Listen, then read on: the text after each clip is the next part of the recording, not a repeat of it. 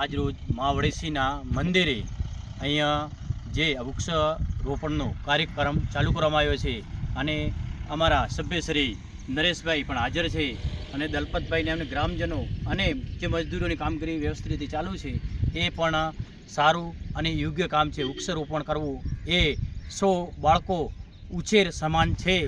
એટલે પણ મારા મિત્ર પણ નરેશભાઈ એ વિશે કહેશે.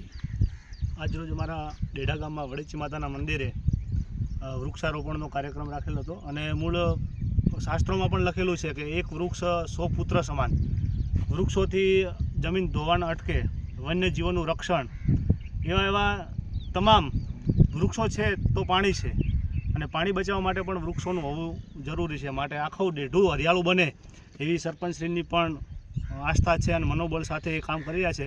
એમને પણ ખૂબ ખૂબ ધન્યવાદ અને ગ્રામજનોનો પણ ખૂબ ખૂબ અમૂલ્ય ફાળો છે. એમાં બધાને ખૂબ ખૂબ ધન્યવાદ.